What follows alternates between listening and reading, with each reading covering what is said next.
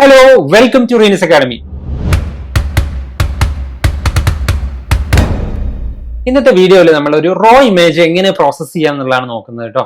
Raw image പ്രോസസ്സിംഗുമായിട്ട് ബന്ധപ്പെട്ട് കുറെ അധികം തെറ്റിദ്ധാരണകളുണ്ട്. അത് ക്ലിയർ ചെയ്യാനും കൂടെയാണ് ഞാൻ ഈ വീഡിയോയിൽ ശ്രമിക്കുന്നത്. ക്യാമറ റോ ഉപയോഗിച്ചിട്ടാണ് നമ്മൾ പ്രോസസ്സ് ചെയ്യുന്നത്. അപ്പൊ നമുക്ക് നേരെ വീഡിയോയിലേക്ക് പോകാം. ഈ രണ്ട് ഇമേജസ് ആണ് ഞാൻ എഡിറ്റ് ചെയ്യാൻ വേണ്ടിയിട്ട് ഉപയോഗിക്കുന്നത്.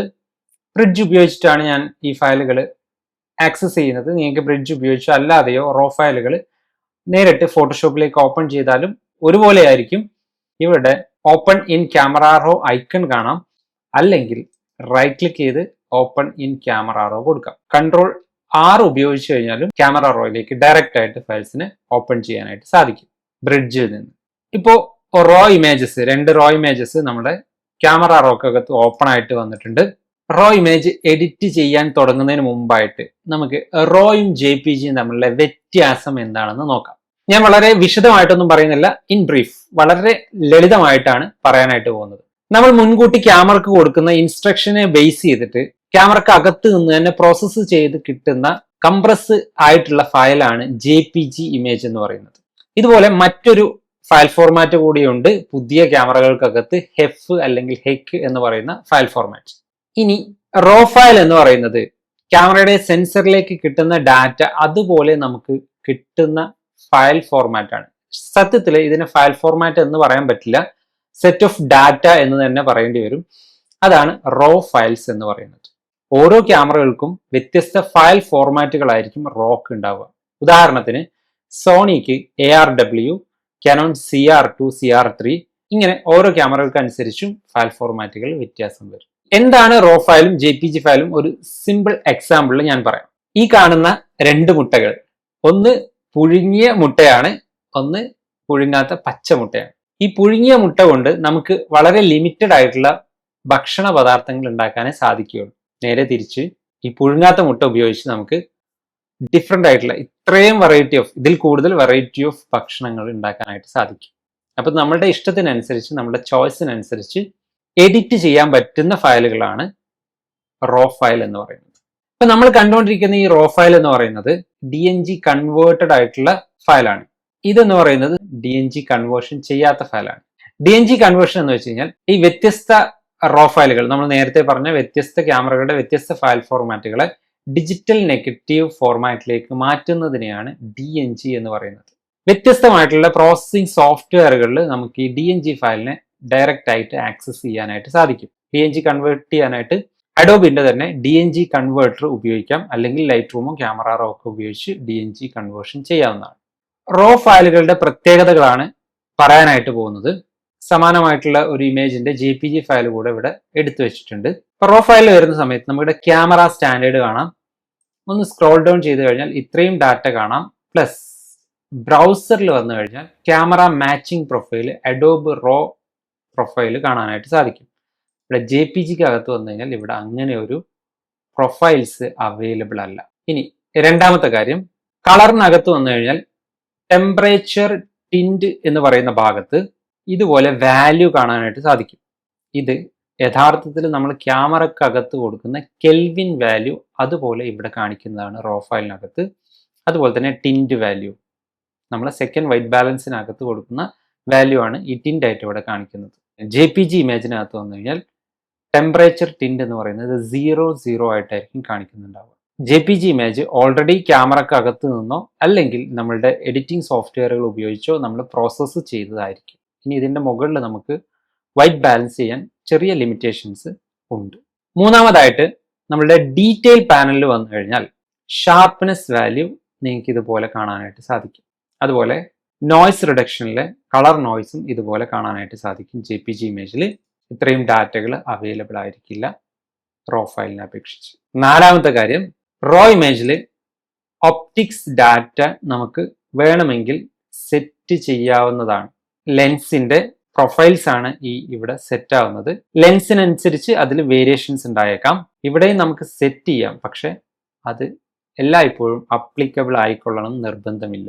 അപ്പൊ ഇത്രയും ഡാറ്റകളാണ് നമുക്ക് വിസിബിളി കാണാൻ പറ്റുന്നത്. ഇനി ടെക്നിക്കലി എന്താണ് റോയും JPGയും തമ്മിലുള്ള വ്യത്യാസം നമുക്ക് ഇവിടെ നോക്കാം. ഞാൻ നേരത്തെ പറഞ്ഞ പോലെ റോ ഇമേജ് അൺകുക്ക്ഡ് ആയിട്ടുള്ള ഒരു വേർഷൻ ഓഫ് ഫയലാണ്, ഡാറ്റയാണ്. JPG നമ്മൾ നേരത്തെ കൊടുത്ത ഇൻസ്ട്രക്ഷൻ ഉപയോഗിച്ച് കുക്ക്ഡ് ആയിട്ടുള്ള ഡാറ്റ ആണെന്ന് നമുക്ക് സിമ്പിൾ ആയിട്ട് പറയാം, നമ്മുടെ മുട്ട എക്സാമ്പിളിനെ ബേസ് ചെയ്തിട്ട്. അപ്പോൾ ഈ അൺപ്രോസസ്ഡ് ആയിട്ടുള്ള ഡാറ്റക്കകത്ത് നമുക്ക് 16 ബിറ്റ് വരെ കളേഴ്സ് ആൻഡ് ടോൺസ് അവൈലബിൾ ആണ് റോ ഫയലിനകത്ത്. JPGക്ക് അകത്ത് വരുമ്പോൾ 8 ബിറ്റ് ഡാറ്റയെ നമുക്ക് അവൈലബിൾ ആയിട്ടുള്ളൂ. അതായത് 256 levels of colours and tones മാത്രമാണ് നമുക്ക് അവൈലബിൾ ആയിട്ടുള്ളത്. ഈ ഗ്രാഫ് വെച്ചിട്ട് നിങ്ങൾക്കത് മനസ്സിലാക്കാൻ പറ്റുന്നുണ്ടാവും. അപ്പൊ ഈ 16 ബിറ്റിനെ കുറിച്ചും 8 ബിറ്റിനെ കുറിച്ചുമൊക്കെ 10 ബിറ്റിനെ കുറിച്ചൊക്കെ നമുക്ക് കുറേയധികം ഡീറ്റെയിൽഡ് ആയിട്ട് എക്സ്പ്ലെയിൻ ചെയ്യേണ്ടതായിട്ട് അത് പിന്നീട് ഒരിക്കലാവാം. JPG എന്ന് പറയുന്നത് സാധാരണ 8 ബിറ്റ് കപ്പാസിറ്റി ആണുള്ളത്. നമ്മുടെ ഹെക് ഫയൽസുകൾക്ക് 10 ബിറ്റ് കപ്പാസിറ്റി ഉണ്ട്. റോ ഫയലുകൾക്ക് 32 ബിറ്റ് വരെ കപ്പാസിറ്റി ഉണ്ട്. ബട്ട് കറന്റ് നമ്മൾ 16 ബിറ്റ് ഒക്കെയാണ് ഉപയോഗിക്കുന്നത്. Depends upon camera. 10 ബിറ്റ് മുതൽ 14 ബിറ്റ് വരെയൊക്കെ ക്യാപ്ചർ ചെയ്യുന്ന ക്യാമറകളുണ്ട്. ഇപ്പൊ നിങ്ങൾക്ക് റോ ഫയലിനെ കുറിച്ചും JPG ഫയലിനെ കുറിച്ചുള്ള ഏകദേശ ധാരണ കിട്ടിയിട്ടുണ്ട്. ഇനി നമുക്ക് പ്രോസസ്സിങ്ങിലേക്ക് പോകാം. നമ്മുടെ ഇമേജിനകത്ത് വന്നു കഴിഞ്ഞാൽ ഇവിടെ അഡോബ് കളറിലാണ് കിടക്കുന്നത്. ബ്രൗസ് സെലക്ട് ചെയ്ത് കൊടുക്കുക. ഇവിടെ അഡോബ് റോ എന്നത് മാറ്റിയിട്ട് ക്യാമറ മാച്ചിങ് സെലക്ട് ചെയ്ത് കൊടുക്കുക. ഇവിടെ കാണുന്ന ഓരോ പ്രൊഫൈലുകളും ഓരോ ക്യാമറകൾക്കനുസരിച്ച് വ്യത്യസ്തമായിട്ടായിരിക്കും ഉണ്ടായിരിക്കുക. ഞാനിപ്പോൾ ഈ സോണി 7M3 ആയതുകൊണ്ട് തന്നെ ലൈറ്റ് പ്രൊഫൈലാണ് ചൂസ് ചെയ്യുന്നത്. സാധാരണ ഫോട്ടോഷോപ്പിലേക്കോ ലൈറ്റ് റൂമിലേക്കോ, അതായത് ക്യാമറ റോയിലേക്കോ ലൈറ്റ് റൂമിലേക്കോ നമ്മുടെ റോ ഫയൽസിനെ ഓപ്പൺ ചെയ്യുന്ന സമയത്ത് അഡോബ് പ്രൊഫൈൽ മാറ്റിയിട്ട് ക്യാമറ മാച്ചിങ് പ്രൊഫൈൽസ് സെലക്ട് ചെയ്ത് കൊടുക്കുന്നതാണ് ഏറ്റവും നല്ലത്. അതത് ക്യാമറകളുടെ നമ്മൾ ഷൂട്ട് ചെയ്യാൻ ഉപയോഗിച്ച സമയത്ത് പ്രൊഫൈലുകൾ എടുക്കുന്നതോ അല്ലെങ്കിൽ ആ ഇമേജിന് മാച്ച് ആയിട്ടുള്ള പ്രൊഫൈലുകൾ, കളർ പ്രൊഫൈലുകൾ സെറ്റ് ചെയ്യുന്നതായിരിക്കും ഏറ്റവും നല്ലത്. കാരണം ഒരു ഇമേജിന്റെ ബേസിക് ആയിട്ടുള്ള കളേഴ്സും ടോൺസും ഡെപ്തും ഒക്കെ സെറ്റ് ചെയ്യുന്നത്, കോൺട്രാസ്റ്റ് ഒക്കെ സെറ്റ് ചെയ്യുന്നത് ആദ്യഘട്ടത്തിൽ ഈ പ്രൊഫൈലുകളാണ്. പ്രൊഫൈലുകൾ വരുന്ന മാറ്റങ്ങൾ ഇമേജിന്റെ ടോട്ടൽ കളേഴ്സിനെയും ടോൺസിനെയും എഫക്റ്റ് ചെയ്യാറുണ്ട്. ക്യാമറകൾക്കകത്തുള്ള അതത് ക്യാമറകളുടെ പ്രൊഫൈലുകൾ സെലക്ട് ചെയ്ത് കൊടുക്കുന്നതായിരിക്കും ഏറ്റവും ഉത്തമം. നിങ്ങളുടെ ഇമേജിന് മാച്ച് ആകുന്ന രീതിയിലുള്ള പ്രൊഫൈലുകൾ ഇവിടെ ജസ്റ്റ് മൗസ് ഒന്ന് ഓവർ ചെയ്ത് കൊടുത്തു കഴിഞ്ഞാൽ അവിടെ റിസൾട്ട് കാണിക്കും. അതിനകത്ത് മാച്ച് ആയിട്ടുള്ള പ്രൊഫൈൽ നിങ്ങൾക്ക് ചൂസ് ചെയ്ത് കൊടുക്കാവുന്നതാണ്. രണ്ടാമതായിട്ട് നമ്മൾ ചെയ്യുന്നത് ഒപ്റ്റിക്സിനകത്ത് പോയിട്ട് ഈ 2 ടിക്ക് ഓപ്ഷൻസ് ടിക്ക് ചെയ്ത് കൊടുക്കുക എന്നുള്ളതാണ്. റിമൂവ് ക്രോമാറ്റിക് അബ്രേഷൻ എന്ന് വെച്ച് കഴിഞ്ഞാൽ ഫ്രിഞ്ചിങ് ഒഴിവാക്കാൻ വേണ്ടിയിട്ടാണ്, ഡീഫ്രിഞ്ചിങ് ഒഴിവാക്കാൻ വേണ്ടിയിട്ടാണ് നമ്മളിത് ഒഴിവാക്കുന്നത്, ടിക്ക് ചെയ്യുന്നത്. ഇമേജിന്റെ എഡ്ജസുകൾക്കകത്ത് കാണുന്ന വ്യത്യസ്തമായിട്ടുള്ള ഫ്രിഞ്ചിങ്ങുകൾ ഉണ്ടാവും, അത് റിമൂവ് ആകുന്നതാണ് ഈ ഒരു ഓപ്ഷൻ ടിക്ക് ചെയ്യുന്നതോടുകൂടെ. ചില ഇമേജിനകത്ത് കൂടുതൽ ഫ്രിഞ്ചിങ് ഉണ്ടാവാം. അത് വേണമെങ്കിൽ മാനുവൽ ആയിട്ട് ഇവിടെ സെറ്റ് ചെയ്യാവുന്നതാണ് കേട്ടോ. ഡീഫ്രിഞ്ചിങ് ഉപയോഗിച്ച് അത് സെലക്ട് ചെയ്ത് മാനുവൽ ആയിട്ട് സെറ്റ് ചെയ്യാം. നോർമൽ കേസിൽ അതിൻ്റെ ആവശ്യം വരാറില്ല. ഇനി രണ്ടാമത്തെ ഓപ്ഷനിൽ ലെൻസിന്റെ പ്രൊഫൈൽ സെറ്റ് ചെയ്ത് കൊടുക്കുക എന്നുള്ളതാണ്. ഇവിടെ നമ്മളിത് ടിക്ക് ചെയ്യുന്ന സമയത്ത് തന്നെ ഏത് ലെൻസ് ആണോ നമ്മൾ ഉപയോഗിച്ചിട്ടുള്ളത് അതിൻ്റെ പ്രൊഫൈൽ ഓട്ടോമാറ്റിക്കലി സെലക്ട് ആയിട്ട് സെറ്റ് ആയിക്കോളും. ഇൻ കേസ് ഇങ്ങനെ സെറ്റ് ആയിട്ടില്ലെങ്കിൽ ഈ മേക്ക് എന്ന് പറയുന്ന ഭാഗത്ത് വ്യത്യസ്തമായിട്ടുള്ള ലെൻസുകൾ ഇവിടെ കാണാം. ഇതിനകത്ത് ഏത് ലെൻസ് ആണോ നമ്മൾ ഷൂട്ട് ചെയ്യുന്ന സമയത്ത് ഉപയോഗിച്ചിട്ടുള്ളത് അത് സെലക്ട് ചെയ്ത് കൊടുക്കാവുന്നതേ ഉള്ളൂ. ഇനി മൂന്നാമത്തതും ഇമ്പോർട്ടൻ്റ് ആയിട്ടുള്ള സെറ്റിംഗ്സ് എന്ന് പറയുന്നത് എല്ലാ ഇമേജസിനകത്തും നമുക്കിത് ചെയ്യേണ്ട ആവശ്യം വരാറില്ല. ലോ ലൈറ്റിംഗ് കണ്ടീഷനിലോ ഹയർ ISOയിലോ ഷൂട്ട് ചെയ്യുന്ന സമയത്ത് നോയ്സ് ക്രിയേറ്റ് ആവും. ഉദാഹരണത്തിന് ഈ ഇമേജിൽ നോക്കുക, ഇങ്ങനെ നോയ്സ് ഉണ്ടെങ്കിൽ അത് റിമൂവ് ചെയ്യാൻ വേണ്ടിയിട്ടാണ് നമ്മൾ അടുത്ത ഓപ്ഷനിൽ ഡീറ്റെയിൽ പാനലിൽ അഡ്ജസ്റ്റ് ചെയ്യാനായിട്ട് പോകുന്നത്. അപ്പോൾ ഈ ഇമേജിനെ സംബന്ധിച്ചിടത്തോളം 100 ISOയിൽ ഷൂട്ട് ചെയ്ത ഇമേജാണ്, സ്റ്റുഡിയോ ലൈറ്റിൽ ഷൂട്ട് ചെയ്തിട്ടുള്ള ഇമേജാണ്. സോ നോയ്സ് ഉണ്ടാവാൻ ചാൻസസ് വളരെ കുറവാണ്. പക്ഷേ ഈ ഇമേജിൽ ഔട്ട്ഡോറിൽ ഷൂട്ട് ചെയ്തതായത് കൊണ്ട് തന്നെ 800 ISO വരെ ഉപയോഗിച്ചിട്ടുണ്ട്. ചെറുതായിട്ട് നോയ്സ് ഉണ്ട്. അപ്പോൾ ആ നോയ്സ് നമ്മൾ റിമൂവ് ചെയ്യണം. ഈ ഇമേജ് ഓൾറെഡി DNG കൺവേർട്ടഡ് ആണ്. അതുകൊണ്ട് തന്നെ ഇതിനകത്ത് ചിലപ്പോൾ പ്രൊഫൈൽ ആഡ് ആയിട്ടുണ്ടാവില്ല. യെസ്, അപ്പോൾ നമുക്ക് അഡോബ് പ്രൊഫൈൽ തന്നെ ഉപയോഗിക്കാം. നമുക്ക് ന്യൂട്രൽ ഉപയോഗിച്ച് സ്റ്റാർട്ട് ചെയ്യാം. ഒരു പ്രൊഫൈൽ മാറ്റുന്നതോടുകൂടി ഇമേജിൽ വരുന്ന മാറ്റങ്ങൾ നിങ്ങൾക്ക് ഇവിടെ കാണാൻ പറ്റുന്നുണ്ടാവും. ജസ്റ്റ് ഹവർ ചെയ്യുന്ന സമയത്ത് തന്നെ നിങ്ങൾക്ക് റിസൾട്ടിൽ വ്യത്യാസം കാണാൻ പറ്റും. തൽക്കാലം ഞാൻ ന്യൂട്രൽ എടുത്തു. ആൻഡ് രണ്ടാമത്തെ ഓപ്ഷൻ ഒപ്റ്റിക് കറക്ഷൻ ആണ്. ആൻഡ് മൂന്നാമത്തെ ഭാഗം എന്ന് പറയുന്നത് ഡീറ്റെയിൽ കറക്ഷൻ ആണ്. ഇവിടെയാണ് പ്രധാനപ്പെട്ട തെറ്റിദ്ധാരണകളെല്ലാം ഉള്ളത്. ഷാർപ്പ്നെസ് 40%. ഇത് ഡീഫോൾട്ട് ആയിട്ട് ക്യാമറ റോക്കകത്തും ലൈറ്റ് റൂമിനകത്തൊക്കെ വരുന്ന സെറ്റിംഗ്സ് ആണ്. Sharpness 40 and colour 25. ഇത് കുറച്ചധികം എക്സ്പ്ലെയിൻ ചെയ്യാനുള്ളതാണ്, പക്ഷെ ഞാനിത് വളരെ സിമ്പിൾ ആയിട്ട് പറയാം.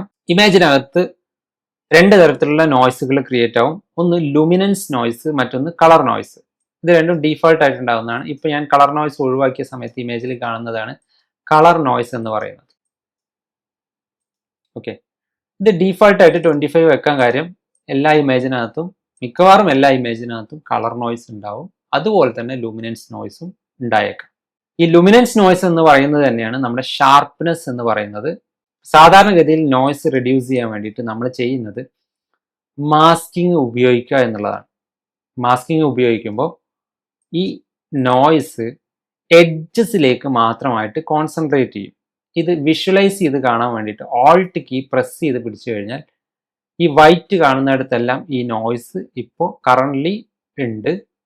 നമ്മളിത് ഇൻക്രീസ് ചെയ്യുന്നതിനനുസരിച്ച് ഈ നോയ്സ് എഡ്ജസുകളിലേക്ക് കോൺസെൻട്രേറ്റഡ് ആവും. ഇതാണ് ഈ പ്രോസസ്സിനകത്ത് സംഭവിക്കുന്നത്. ജസ്റ്റ് ഞാനത് ഇൻക്രീസ് ചെയ്ത് കാണിക്കാം. മാസ്കിങ് ഒഴിവാക്കുന്ന സമയത്ത് കണ്ടോ, നോയ്സ് എല്ലാ ഭാഗത്തും ഉണ്ട്. ഇത് എഡ്ജസിലേക്ക് മാത്രമായിട്ട് കോൺസെൻട്രേറ്റ് ചെയ്യുമ്പോൾ ഇത് യഥാർത്ഥത്തിലുള്ള ഷാർപ്നെസ് ആവും. മാനുവലായിട്ട് പ്രോസസ്സ് ചെയ്യുന്ന സമയത്ത് ഇനിയും നോയ്സ് നിങ്ങൾക്ക് ഫീൽ ചെയ്യുന്നുണ്ടെങ്കിൽ മാത്രം ലുമിനൻസ് നോയ്സ് ഇൻക്രീസ് ചെയ്യുക. ആദ്യമേ ലുമിനൻസ് നോയ്സ് ഇൻക്രീസ് ചെയ്ത് കഴിഞ്ഞാൽ നമ്മൾ ഇമേജിനകത്തുള്ള ഡാറ്റ എല്ലാം ലോസ് ആവും. ഇവിടെ ഈ ഡീറ്റെയിൽ റേഡിയസ് അഡ്ജസ്റ്റ് ചെയ്തുകൊണ്ടൊന്നും എല്ലായ്പ്പോഴും കറക്റ്റ് ആയിക്കൊള്ളണം എന്നൊന്നുമില്ല. ഇത്രയൊന്നും ബുദ്ധിമുട്ടില്ല. നമ്മുടെ ലേറ്റസ്റ്റ് ക്യാമറ റോ അല്ലെങ്കിൽ ലൈറ്റ് റൂമോ ഉപയോഗിക്കുന്ന സമയത്ത് ഡീനോയ്സർ എന്നാണ് അതിൻ്റെ പേര്. AI ഉപയോഗിച്ച് ഡീനോയ്സ് ചെയ്യും. ഇത് ലേറ്റസ്റ്റ് വേർഷനകത്താണ് ഇതുപോലെ കാണുന്നത്. പഴയ വേർഷനകത്ത് ഡീനോയ്സ് എന്ന് പറയുന്ന ഒരു ബട്ടൺ ആയിട്ടായിരിക്കും ഷാർപ്നെസിന്റെ താഴെയായിട്ട് ഇവിടെ കാണുന്നുണ്ടാവുക. ഈ ഡീനോയ്സിൽ ടിക്ക് ചെയ്ത് കഴിഞ്ഞാൽ അത് പ്രോസസ്സ് ആയിക്കൊള്ളും. നമുക്കൊന്ന് വെയിറ്റ് ചെയ്യാം. ഇപ്പോൾ ഡീനോയ്സിങ് കംപ്ലീറ്റ് ആയിട്ടുണ്ട്. ഇനി നമുക്ക് ഇമേജിലെ നോയ്സിന്റെ അളവനുസരിച്ച് ഈ ഡീനോയ്സിങ് ഇവിടെ അഡ്ജസ്റ്റ് ചെയ്യാം. അപ്പൊ ഇത്രയാണ് ഒരു റോ ഇമേജ് പ്രോസസ്സിംഗ് എന്ന് പറയുന്നത്. നമ്മൾ പണ്ടത്തെ പോസിറ്റീവിനെ നെഗറ്റീവ് ആക്കാറില്ലേ, ആ ഒരു പ്രോസസ്സ് പോലെയാണ്. അപ്പൊ നിങ്ങൾക്ക് തൗസൻഡ്സ് ഓഫ് ഇമേജസ് ഉണ്ടെങ്കിൽ ഇത് ഓരോ ഇമേജ് എടുത്ത് ചെയ്യേണ്ട കാര്യമില്ല. അതുപോലെ തന്നെ നമുക്ക് ഇത് വേണമെങ്കിൽ ഒരു ഡീഫോൾട്ട് സെറ്റിംഗ് ആയിട്ട് സെറ്റ് ചെയ്ത് വെക്കാവുന്നേ ഉള്ളൂ. അതെങ്ങനെ നോക്കാം. ഈ ഗിയർ ഐക്കണിൽ ടിക്ക് ചെയ്യാം, അല്ലെങ്കിൽ 3 ഡോട്ട്സിൽ ക്ലിക്ക് ചെയ്ത് സെറ്റ് റോ ഡീഫോൾട്ട് ക്ലിക്ക് ചെയ്യുക. ഇവിടെ ഡീഫോൾട്ടിൽ വരും. ഇവിടെ റോ ഡീഫോൾട്ട്സിനകത്ത് അഡോബ് ഡീഫോൾട്ട് ആയിരിക്കും ഉണ്ടാവുക. ഇതിൽ ക്ലിക്ക് ചെയ്ത് കഴിഞ്ഞാൽ താഴെ ക്യാമറ സെറ്റിംഗ്സ് സെലക്ട് ചെയ്ത് കൊടുക്കുക. അതിനുശേഷം override global setting for specific cameras, ഇതും ടിക്ക് ചെയ്യുക. നമ്മൾ ഉപയോഗിച്ച ക്യാമറ ഏതാണെന്ന് കാണാൻ പറ്റും. അവിടെ ക്യാമറ സെറ്റിംഗ്സ് വന്നിട്ടുണ്ടാവും. ഇനി വന്നിട്ടില്ലെങ്കിൽ അഡോബ് സെറ്റിംഗ്സ് ആണ് കിടക്കുന്നതെങ്കിൽ അത് മാറ്റിയിട്ട് ക്യാമറ സെറ്റിംഗ്സ് സെലക്ട് ചെയ്ത് കൊടുക്കുക ആൻഡ് ക്രിയേറ്റ് ഡീഫോൾട്ട് കൊടുക്കുക. അപ്പോൾ നമ്മുടെ സ്പെസിഫിക് ക്യാമറ സെലക്ട് ആവുകയും അതിൻ്റെ ക്യാമറ സെറ്റിംഗ്സ് ആഡ് ആവുകയും ചെയ്യും. ഇനി ഈ ക്യാമറകളിൽ നിന്ന് ഇമ്പോർട്ട് ചെയ്യുന്ന ഫയലെല്ലാം നമ്മുടെ റോ ഡീഫോൾട്ട് സെറ്റിംഗിലേക്ക്, ക്യാമറ ലൈറ്റിലേക്ക് വന്നിട്ടുണ്ടാവും. അതുപോലെ തന്നെ ഒപ്റ്റിക് കറക്ഷനും ടിക്കായിട്ടുണ്ടാവും. ഇതിന് ശേഷമുള്ള എഡിറ്റുകളെല്ലാം റോ ഇമേജിനകത്തും JPEG ഇമേജിനകത്തും ഒരുപോലെ തന്നെയാണ് ചെയ്യാനുള്ളത്. റോ ഇമേജിൽ വർക്ക് ചെയ്യുമ്പോൾ ഞാൻ തുടക്കത്തിൽ പറഞ്ഞ പോലെ 16 ബിറ്റ് ആണ് നമുക്കുള്ളത്. അതിൻ്റെതായിട്ടുള്ള അഡ്വാൻറ്റേജസ് എന്തായാലും ഉണ്ടാവും. നമുക്ക് ഒരു അണ്ടർ ആയിട്ടുള്ള ഇമേജ് പെട്ടെന്ന് പുഷ് ചെയ്ത് കൊണ്ടുവരാനും ഒരു ഓവർ ആയിട്ടുള്ള ഇമേജിനകത്ത് ഡാറ്റ റിക്കവർ ചെയ്യാനൊക്കെ ഈസി ആയിരിക്കും. അതുപോലെ തന്നെ വൈറ്റ് ബാലൻസ് ചെയ്യാനും വളരെ ഈസി ആയിട്ട് നമുക്ക് ചെയ്യാനായിട്ട് സാധിക്കും. പക്ഷേ പ്രോസസ്സിങ് എല്ലാം സെയിം തന്നെയാണ്. JPG ഇമേജിനകത്ത് ചെയ്യുന്ന അതേപോലെ തന്നെ റോ ഇമേജിനകത്തും നിങ്ങൾക്ക് ചെയ്യാം. അപ്പൊ ഇനി ഒരു ഇമേജ് എങ്ങനെ പ്രോസസ്സ് ചെയ്യുക എന്നും കൂടെ നോക്കിയിട്ട് നമുക്ക് ഈ വീഡിയോ വൈൻഡ് അപ്പ് ചെയ്യാം. അപ്പോൾ ഈ ഇമേജിൽ നമ്മൾ അഡോബ് ന്യൂട്രൽ ആണ് ഇവിടുന്ന് സെലക്ട് ചെയ്ത് കൊടുത്തിട്ടുണ്ടായിരുന്നത്. വൈറ്റ് ബാലൻസ് റോങ് ആയിട്ടാണ് ഉള്ളത്. ബ്ലൂ വളരെയധികം കൂടുതലാണ്. അത് കറക്റ്റ് ചെയ്യാനായിട്ട് കളർ പാനലിൽ വന്നതിന് ശേഷം ഐ ഡ്രോപ്പർ ടൂൾ എടുത്ത് ഇമേജിലെ neutral colour area, white black grey ആണ് ന്യൂട്രൽ കളർ ഏരിയ, അവിടെ കൊണ്ടുപോയിട്ട് ജസ്റ്റ് ഒന്ന് ക്ലിക്ക് ചെയ്യുക. അപ്പോൾ ഇമേജ് അതിനെ ബേസ് ചെയ്തിട്ട് വൈറ്റ് ബാലൻസ് സെറ്റ് ആയിക്കൊള്ളൂ. ഏതെങ്കിലും കളർ ഓവറായിട്ട് നിങ്ങൾക്ക് ഫീൽ ചെയ്യുന്നുണ്ടെങ്കിൽ മാനുവൽ ആയിട്ട് അത് സെറ്റ് ചെയ്യാവുന്നതേ ഉള്ളൂ. ലൈറ്റ് അഡ്ജസ്റ്റ്മെന്റിൽ വന്നു കഴിഞ്ഞാൽ നമുക്ക് ഈ ഇമേജിൽ ഷാഡോസ് കുറച്ച് അധികമാണ്, അതൊന്ന് കറക്റ്റ് ചെയ്യാം. ഹൈലൈറ്റ് ഓക്കെ ആണ്. ഓവറോൾ എക്സ്പോഷറിനെ കുറച്ചൊന്ന് പുഷ് ചെയ്യാം. വളരെ സെറ്റിൽ ആയിട്ടുള്ള അഡ്ജസ്റ്റ്മെന്റ് അവിടെ ചെയ്യേണ്ടതുള്ളൂ. ഗ്ലോബൽ അഡ്ജസ്റ്റ്മെന്റ് ആണ്. ചെറിയൊരു ഫോഗി ഫീൽ ഉണ്ട്, അത് കറക്റ്റ് ചെയ്യാനായിട്ട് നമുക്ക് എഫക്ട്സിനകത്തുള്ള ഡീഹേസിനെ ജസ്റ്റ് ഒന്ന് പുഷ് ചെയ്യാം. ഒരു colour pop and tonal pop create ആയിട്ടുണ്ട്. ഇനി ബാക്ക്ഗ്രൗണ്ട് സെലക്ട് ചെയ്ത് ലോക്കൽ അഡ്ജസ്റ്റ്മെന്റിലെ ബാക്ക്ഗ്രൗണ്ട് സെലക്ട് ചെയ്ത് ബാക്ക്ഗ്രൗണ്ടിനകത്ത് കുറച്ച് അഡ്ജസ്റ്റ്മെന്റുകൾ ചെയ്യാം. ഇവിടെ ബാക്ക്ഗ്രൗണ്ട് സെലക്ട് ചെയ്യുന്ന സമയത്ത് കൈ ഇതിനകത്തുനിന്ന് മിസ്സായിട്ട് പോയിട്ടുണ്ട്. അപ്പോൾ സബ്സ്ട്രാക്ട് എടുക്കുക. നമുക്ക് ഒബ്ജക്റ്റ് സെലക്ഷൻ ടൂൾ ഉപയോഗിക്കാം ഇതിനു വേണ്ടിയിട്ട്. ഇവിടെ കൈ നമുക്ക് കാണുന്നില്ല, സോ ഇതിൻ്റെ ഒപ്പാസിറ്റി കൂടുതൽ വെച്ചിട്ടാണ്. ഇതൊക്കെ നമുക്കിവിടെ അഡ്ജസ്റ്റ് ചെയ്യാവുന്നതേ ഉള്ളൂ. സെറ്റിങ്സിൽ എന്നതിന് ശേഷം ഇതിൻ്റെ ഒപ്പാസിറ്റി അഡ്ജസ്റ്റ് ചെയ്ത് കഴിഞ്ഞാൽ നമുക്കിവിടെ കൈയൊക്കെ കാണാനുള്ള ഓപ്ഷൻ ഉണ്ട്. ഓക്കെ, സോ ഞാൻ അത് സെലക്ട് ചെയ്യുന്നു. അപ്പോൾ കൈ അതിനകത്തുനിന്ന് മൈനസ് ആയി.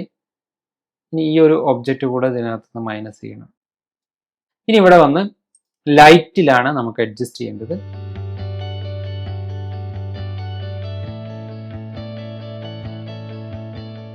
അടുത്തതായിട്ട് നമുക്ക് ഈ ഒബ്ജക്റ്റിനെ സെലക്ട് ചെയ്യണം.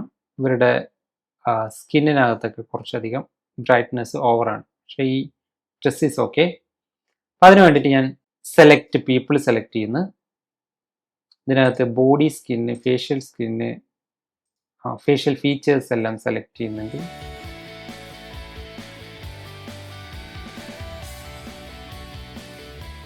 ഒരു ഡീസൻറ്റ് സെലക്ഷൻ തന്നെ ക്രിയേറ്റ് ആയിട്ടുണ്ട്. ഒന്ന് ബ്രൈറ്റ് ആകാം.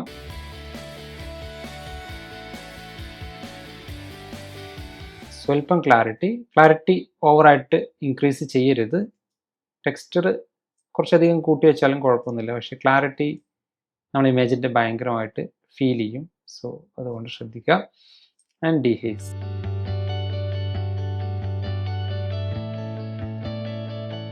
പിന്നെ നമുക്ക് ഗ്ലോബൽ അഡ്ജസ്റ്റ്മെന്റിൽ ബാക്കി അഡ്ജസ്റ്റ്മെന്റുകൾ ചെയ്യണം.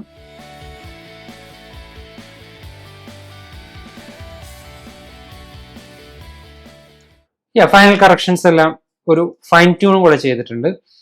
അത് കഴിഞ്ഞ് നമുക്ക് ഒരു കളർ ഗ്രേഡിങ് കൂടെ കൊടുക്കാം. ഇമേജിന് വേണ്ടിയിട്ട് ഞാൻ ഗ്ലോബലിൽ ജസ്റ്റ് ഒരു കളർ പുഷ്, ഒരു വാം പുഷ് മാത്രം.